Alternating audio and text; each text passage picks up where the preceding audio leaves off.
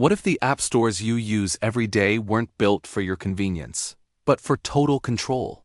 A small company from Portugal gives us a fascinating look into the hidden war for your smartphone's freedom. Google calls it a major threat. Developers have called it a pirate's paradise. Tech giants have spent millions trying to shut it down. And yet, with over 1 billion downloads, Aptoide might just be the most important app store you've never heard of. What if I told you this tiny company is single-handedly changing the rules of how apps are distributed? That it survived a long, drawn-out war against one of the most powerful corporations on Earth? The story of Aptoide is about more than just software. It asks a fundamental question. Who really controls what goes on your phone, and why are giants like Google and Apple so afraid of things changing? Let's break down the system we live in now. Most of us get our apps the same way. You open the Play Store on your Android or the App Store on your iPhone, and a world of apps appears. It's so easy that you don't even think about how strange it is. Out of millions of apps, just 2 companies act as gatekeepers, deciding which ones you're allowed to install. And for that privilege, they take a massive 30% cut from almost every dollar spent inside their stores. Imagine if your city only had one grocery store, and that store decided what food you could buy and then took nearly 1/3 of all the money. In any other industry, we'd call that a monopoly. But in the world of apps, it's become the norm. And this is where our story begins. Back in 2009, a Portuguese computer science student named Paulo Trezentos had a simple but revolutionary idea. What if anyone could start their own app store? Paulo wasn't a famous tech CEO. He was working on his PhD when he started building the platform that would become Aptoide. The name itself comes from apt, the package manager for Linux and Android. The idea was brilliant. Instead of one giant centralized store controlled by one company, Aptoide imagined a network of thousands of tiny connected stores. This would let creators make their own curated shops, a store just for games, one for productivity, or any other niche you can imagine. Another big difference was the money. Aptoide only charges a 19% commission, way less than Google's 30%. That 11% difference is a huge deal for developers making serious money, where every percentage point counts. So you have to ask, if this model is so much better, why isn't everyone using it? A big reason is that Google actively fights against it. If you try to install Aptoide, you'll get scary warnings that it could damage your device or steal your data. Google's own Play Protect system is designed to stop you from installing it. And to be fair, some of those concerns are valid. Alternative app stores have always had a reputation for spotty security. Without Google's strict review process, bad apps can slip through the cracks.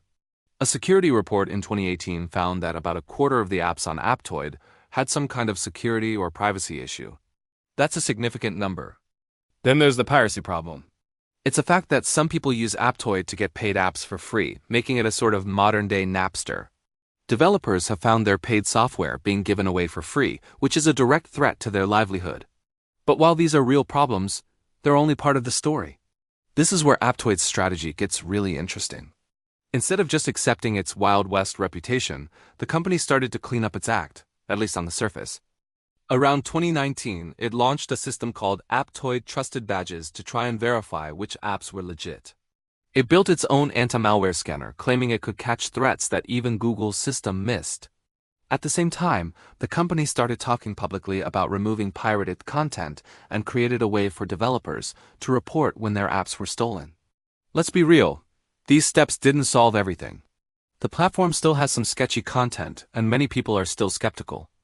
But the goal wasn't to become perfect. It was to build just enough legitimacy to fight a much bigger battle. For all its flaws, Aptoide had correctly identified the market's biggest problem: Google's absolute control over app distribution. And they were gearing up for a massive fight. In 2020, Aptoide teamed up with other developers and alternative stores to form a coalition against Google. They filed a massive antitrust complaint with the European Union, arguing that Google was using its power to crush competition. Google's reaction was fast and brutal. Within weeks, Play Protect started labeling Aptoide not just as a risk but as dangerous malware, throwing up aggressive, full-screen warnings. The operating system itself would practically beg users not to install it. Even worse, people who already had Aptoide found that it and the apps they got from it were suddenly blocked. Google was using its control of Android to systematically destroy a competitor. Imagine if Microsoft suddenly decided that Adobe Premiere Pro was a dangerous program and blocked it from running on all Windows computers. The message was clear: this is our playground and we make the rules. Aptoid's active user base instantly dropped by an estimated 20%. For most companies, that would have been the end. But then, something unexpected happened. The European Union's regulators sided with Aptoid. In July 2022, the European Commission ruled that Google had, in fact, abused its dominant position. The verdict came with a jaw-dropping fine of €4.34 billion and an order for Google to stop blocking alternative app stores.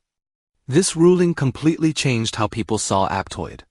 It was no longer some shady, fringe platform. It was a legitimate competitor with the backing of a major world power. This created a wave of momentum. Epic Games, which was fighting its own battles with Apple and Google, joined forces with them. Samsung started quietly working with them. Even Amazon, with its own app store, became interested. They all had the same complaint. Google and Apple's gatekeeper status was holding back the entire mobile world. If you looked at the platform around this time, you'd see huge improvements. The interface was cleaner, security was better, and it had a massive library of apps. It wasn't perfect, but it had reached a new level of legitimacy. By 2023, Aptoid had gone from a niche project to a serious player with 300 million active users. That's roughly the entire population of the United States and over 10 billion downloads a year. The users had changed too. It wasn't just tech nerds and people looking for free stuff anymore. In Brazil, Aptoid had captured 32% of the Android market. In parts of Southeast Asia, it was the main way people got their apps. This proved Aptoid wasn't just winning on ideas. It was solving real problems in places where Google's grip wasn't as tight, but in 2020, the company almost died. A massive security breach exposed the data of about 20 million users, including emails and passwords. Google jumped on this, running public campaigns that basically said, "See? We told you so." Developers pulled their apps, and users ran back to the safety of the Play Store. The company's reputation, built over years of hard work, was destroyed. It was a massive failure to protect its users. Instead of making excuses, Aptoid did something radical and transparent. They completely rebuilt their security from the ground up, hiring top cybersecurity experts from Europe. They made their security protocols open source so anyone could check their work. And they started a bug bounty program, paying hackers to find weaknesses. Most importantly, they offered compensation to the users who were affected. By mid-2024, Aptoid came out of the crisis with a security system that was stronger and widely praised. Today, Aptoid is thriving, and its impact goes far beyond its own app store.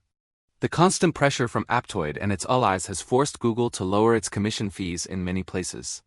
More importantly, the EU's Digital Markets Act, which is now law, forces both Apple and Google to allow alternative app stores, a rule that exists in large part because of Aptoid's legal battles. The impact is real. Just recently, Apple, for the first time ever, opened up iOS to third-party app stores. It's still limited, but a huge wall has been broken down. A small project from a Portuguese student has fundamentally changed the trillion-dollar mobile app industry.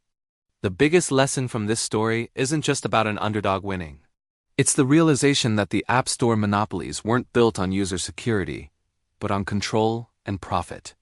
When regulators forced their hand, both companies made changes they had long claimed would be a disaster for user safety. This showed that their scary warnings were likely just excuses to protect their very profitable businesses. So, is Aptoid safe?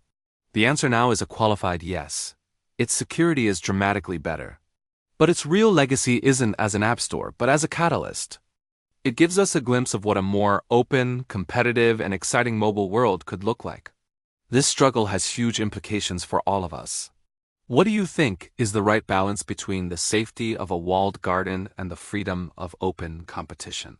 Let me know your thoughts in the comments below. For more deep dives into the giants of the tech industry, be sure to like this video and subscribe to the channel. Thanks for watching.